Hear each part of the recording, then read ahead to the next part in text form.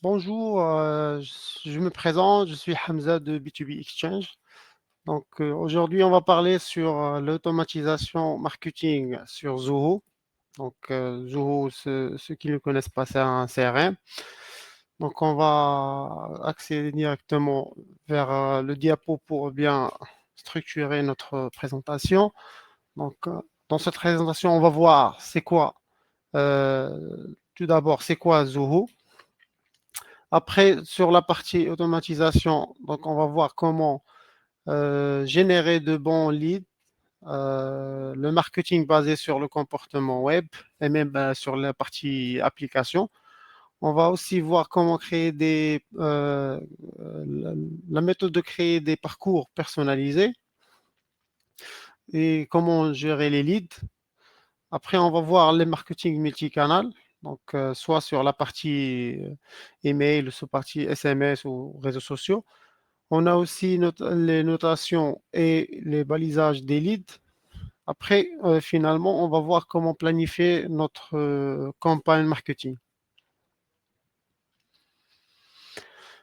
Donc, tout d'abord, on va voir c'est quoi Zoho. Donc, Zoho, il contient plus de 40 applications intégrées sur un logiciel de CRM.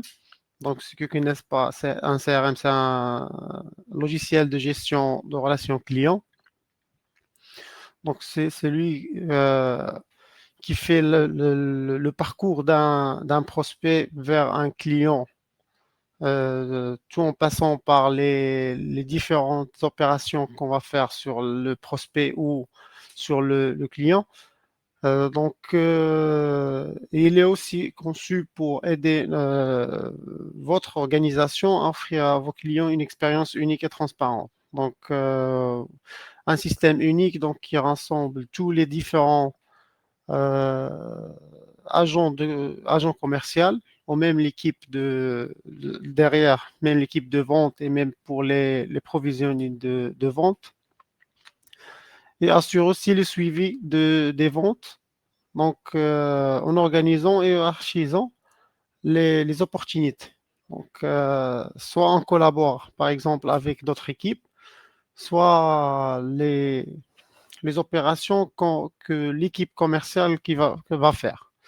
Donc, pour commencer, donc, on va voir comment gérer de bons leads. Donc, Zoho Marketing Automation, donc, il nous aide avec des smart pop-up, donc des fenêtres contextuelles intelligentes.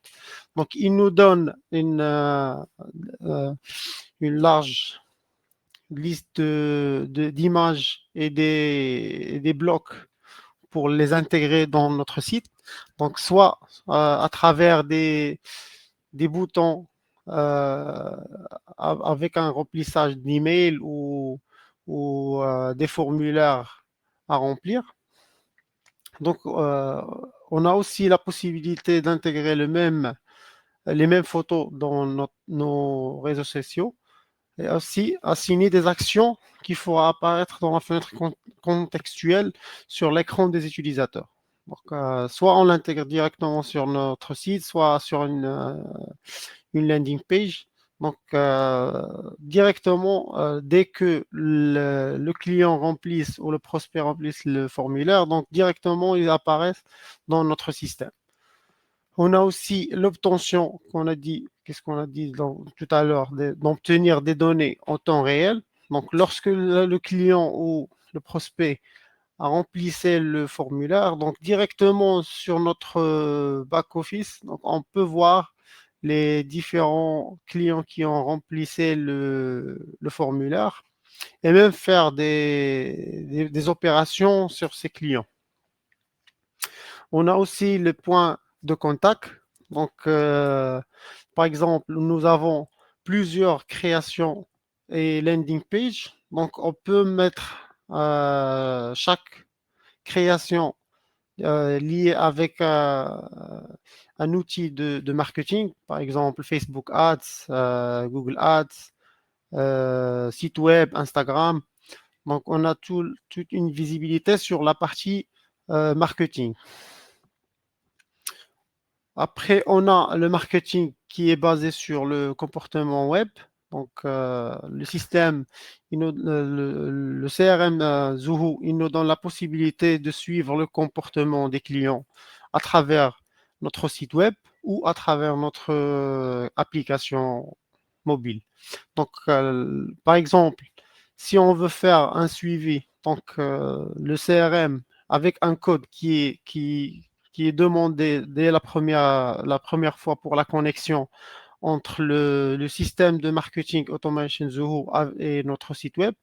Donc, après, le système de Zoho, il fait une analyse des comportements en ligne et les habitudes de nos clients et nos leads. Par exemple, lorsque le client elle accède à notre site, on peut voir où il clique, où il a fait la première interaction avec notre page. Soit il a cliqué sur le bouton, soit sur l'image. Donc, on a un suivi directement et on peut voir directement ce suivi à travers notre interface sur la page de Zoho Marketing System Automation. Donc, on a aussi la partie objectif de site web. Donc, si on veut avoir un objectif pour nos visiteurs, donc on peut définir de la première fois avant de commencer par exemple, les campagnes ou le, les, le marketing, donc on peut aussi définir un objectif pour les visiteurs. Donc, et ça nous aide après pour bien gérer et définir les actions à suivre après le collecte des données. Après, on a aussi le suivi dans les applications. Donc, on peut intégrer le code directement dans notre application pour le même but que le site web, donc pour savoir le comportement et comment les clients interagissent avec notre application. Donc, cela nous aide à bien changer ou modifier ou améliorer, par exemple, le landing page, la première page à afficher, et même les couleurs et les pages. Donc, on a aussi la partie abandon d'achat, donc abandon checkout. Donc, cette partie, il nous donne la possibilité de bien définir les gens qui ont ajouté un article euh, euh, au panier. Après, il laisse, pardon. Après, ils n'ont pas complété le process de paiement et acheté l'article, par exemple. Donc, on a deux types d'abandon. Donc, soit il a abandonné dès qu'il a ajouté l'article au panier, ou dès qu'il a remplissé les informations de paiement, par exemple, il a pas le solde sur son compte ou il a des problèmes avec la carte crédit. Donc, ce client, il est très potentiel qu'il achète après. Donc, il faut dans notre système qu'il y a un tracking, donc il y a un suivi de ces clients pour les cibler après, pour qu'il, par exemple, par exemple, il a ajouté au panier, on peut lui offrir une remise sur l'article, par exemple, ou on peut lui offrir un deuxième article moins cher. Donc, on a toute une large d'actions qu'on peut faire après l'analyse des données. On peut aussi l'automatiser directement. Donc, si un client a ajouté un article sur son panier et n'a pas complété le paiement, donc on peut cibler ce client après 24 heures pour lui rappeler pour qu'il revienne finaliser son achat ou pour compléter par exemple, son vente. Donc, s'il veut ajouter d'autres articles ou il cherche un article pareil avec d'autres options, par exemple les couleurs et les tailles. Donc, on a cette possibilité sur la partie Zoho Marketing Automation. On a aussi la partie création des parcours personnalisés. Donc, on peut définir précédemment d'utiliser des parcours personnalisés. Donc pour créer un parcours, il faut seulement créer un plan. Donc, on a trois types. Donc, soit on crée un plan sur une page blanche. Donc, on le définit from scratch. Donc, on définit dès le début le parcours de chaque lead qui est tombé dans notre système ou notre CRM. On a aussi les pré-design, donc on a les templates. Donc tu peux aussi utiliser les templates qui sont déjà standardisés. Donc on a des parcours standards. Par exemple, si un client ajoute un article sur son panier, donc s'il n'a pas acheté, on va lui envoyer un mail de rappel. S'il n'a pas la deuxième fois, on envoie un email avec une remise. Après, on a aussi les personnes qui ont pas complété le paiement, donc on peut lui offrir des facilités de paiement.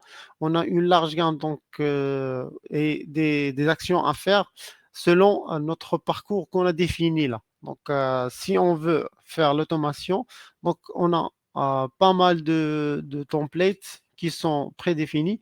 Donc, on a aussi la partie template sauvegardée. Donc, si on a des templates qu'on a déjà utilisés, donc la plupart des sociétés et des entreprises, ils utilisent des parcours standards, donc selon les stratégies de chaque entreprise. Donc, cela peut être automatisé directement sur la partie Zoho Marketing. On a aussi la création de flux. Donc, par exemple, on a un webinaire, donc, par exemple, comme ce webinaire. Donc, on a deux parties. Donc, la première partie, c'est la partie avant le webinaire. Donc, par exemple, si on veut lancer un webinaire, donc la première des choses, il faut faire la promotion de ce webinaire. Donc, on peut commencer par la promotion directement. On va envoyer des emails. Donc, par exemple, dans ce cas, on a envoyé un mail 7 jours avant. Après, on a un mail de rappel donc un jour avant. Donc, on fait un rappel pour les clients qui vont et les utilisateurs qui vont bénéficier de ce webinaire. Après le webinaire, on a aussi pas mal de flux. Donc, on peut utiliser un email de remerciement pour les clients qui ont accédé à notre webinaire, par exemple. On peut faire un rappel pour les utilisateurs qui n'ont pas bénéficié de voir le webinaire directement, de lui envoyer des vidéos euh, après la fin du webinaire. Donc, on peut lui envoyer des vidéos pour voir le webinaire enregistré. On a aussi un suivi après qu'on peut le faire directement pour garder la relation avec ses utilisateurs et ses clients aussi. On a aussi les déclencheurs. Donc, Zoo Automation, donc, il nous donne la possibilité de créer des déclencheurs. Donc, ces déclencheurs, ils sont utilisés, par exemple, si on a une action à faire après une action qui va être faite avant. Donc, par exemple, si on a un lead qui va être supprimé après un certain temps. Par exemple, si un lead il dépasse euh, un mois dans un seul statut, par exemple, nouveau lead ou sur la partie devis envoyé, donc on peut faire un déclencheur qui va envoyer un rappel. Donc, par exemple, si on a envoyé un devis à un client, donc, on peut faire un déclencheur qui fait un rappel pour tous les clients qui ont un devis déjà envoyé et qui dépasse une semaine et le statut de ce client n'est pas changé. Donc, on a pas mal de triggers, donc selon une liste à gauche. Après, on a le suivi des parcours. Donc, dès qu'on crée un parcours, donc on peut avoir dans un dashboard donc tout le parcours qu'on a créé. Donc, si on va voir, par exemple, les gens qui ont reçu le premier mail, le deuxième mail, qui ont ouvert le premier mail et le deuxième mail, les clients qui ont passé de prospect vers client. On a aussi pas mal le pourcentage de ciblage, par exemple. Donc, on a pas mal des fonctions qu'on peut bénéficier de cet outil-là.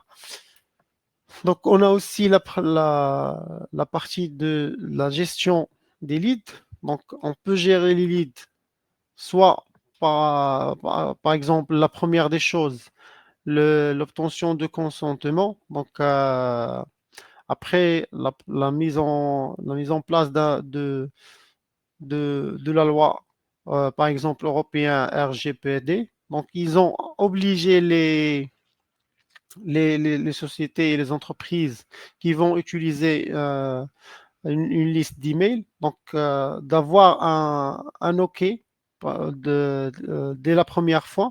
Il faut avoir un OK et une acceptation d'utiliser les données personnelles de chaque utilisateur, par exemple son email, son nom et son numéro, selon des lois qui sont définies sur la page des politiques d'utilisation ou des ventes. Donc, on a aussi la partie intégration.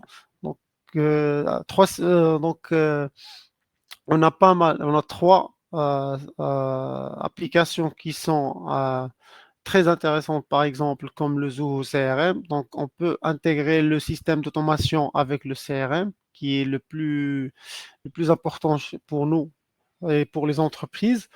Donc, on a aussi Zoho Creator. Donc, Zoho Creator, c'est un outil qui nous facilite de créer facilement des applications ou des sites. Donc, on a aussi la partie Zoho Contact et Zoho Survey pour les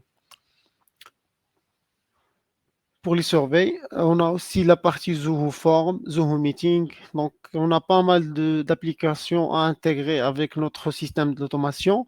Par exemple, s'il y a un fichier qui est partagé, par exemple, dans la partie Zoho Doc, donc on peut intégrer directement avec le système d'automation pour utiliser un document qui va être utilisé dans un email à envoyer pour un client, par exemple, qui est dans la partie Zoho Contact à travers des déclencheurs qui ont en relation avec Zoho CRM. Donc, on a pas mal de relations avec les applications. Après, on a les workflows. Donc, les workflows, donc, c'est comme les conditions.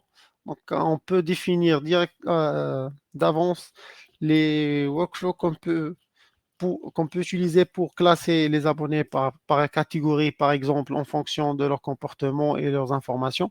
Donc on peut faire si le prospect est en statut où il a déjà ouvert un mail, donc on peut passer directement à lui offrir ou faire un appel directement sur téléphone. Donc, on a pas mal des options à voir sur la partie marketing automation. On a aussi, selon les réponses des clients, donc on peut analyser le comportement des destinataires. Donc, soit il a cliqué une fois ou deux fois ou trois fois. Donc, selon le nombre de clics. Donc, on peut voir si le client il est très intéressé ou il n'a pas reçu le mail. Donc, on peut voir et analyser pour savoir si notre campagne ça marche très bien ou non. On a aussi la partie marketing multicanal. Donc, parmi les points forts de Zoho Automation. Donc, on peut utiliser le marketing par email. Donc, on crée un flux de travail. Donc, si on a reçu un prospect, on peut lui envoyer un mail de bienvenue. Après, on peut lui offrir des bons d'achat ou des remises sur les articles par exemple, qui est intéressé, par exemple, sur une campagne d'un matériel précis. Donc, on peut lui offrir des remises pour avoir un ensemble des articles. Et aussi, on peut euh, terminer par un objectif préétabli, par exemple, sur notre site web. Donc, on peut envoyer directement l'email personnalisé en fonction de leur comportement. Donc, selon le comportement de chaque utilisateur, on peut lui envoyer un email. Donc, soit son statut, soit son comportement qu'on a récupéré sur la partie analyse de comportement sur le site web ou sur l'application. On a aussi le marketing par SMS. Donc, on peut intégrer directement l'outil Twilio ou Clicatel donc, pour envoyer des SMS personnalisés. Donc, on peut mettre un message standard avec des variantes qui seront personnalisées par chaque client. On peut utiliser son nom, par exemple, le nom, son type par exemple, son type de, de produit qu'il préfère, par exemple, ou par son chiffre d'affaires, par exemple, pour lui offrir une remise sur les prochains achats. On a aussi les campagnes sociales. Donc, on peut améliorer la portée de notre marque grâce aux réseaux sociaux aussi en publiant directement sur les différents réseaux sociaux. Après, après la diffusion, on peut faire une analyse de performance pour savoir si on veut continuer sur, par exemple, Facebook ou sur Instagram. Donc, on peut voir lequel de ces réseaux sociaux il est plus rentable que l'autre. On a aussi la partie automatisation. Donc, pour utiliser, par exemple, un autorépondeur pour le mailing, par exemple, pour les SMSI.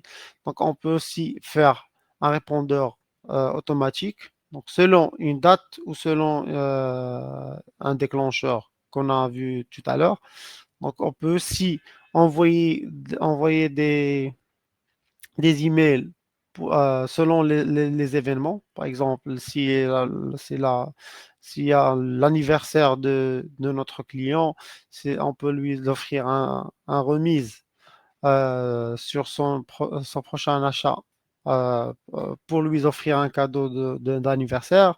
On peut on peut lui offrir aussi des formations ou des webinaires pour qu'il puisse bénéficier de notre expertise. Donc, on a aussi la partie rapport de campagne. Donc, le rapport de campagne, il nous donne une grosse visibilité sur la partie marketing. Si on a dans les bons sens pour la partie emailing, par exemple, ou pour la partie Facebook, et on peut même voir le nombre des, euh, des clients qu'on a récupérés à partir de ce canal. On a aussi la partie notation et balisage des leads. Donc, cette partie, c'est pour l'attribution de notes. Par exemple, on peut attribuer des notes à notre lead.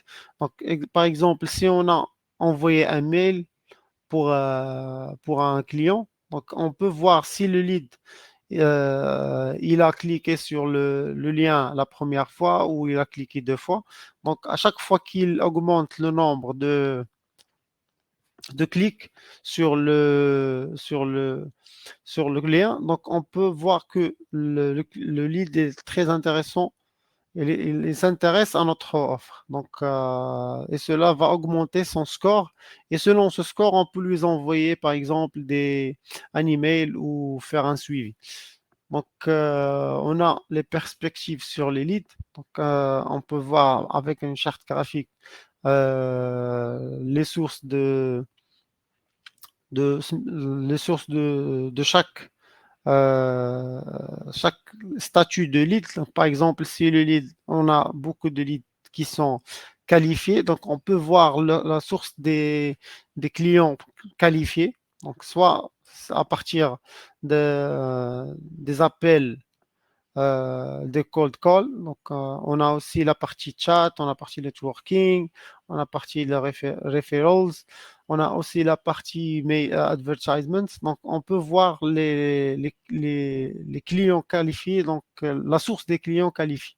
On peut voir aussi le, les achats qui sont très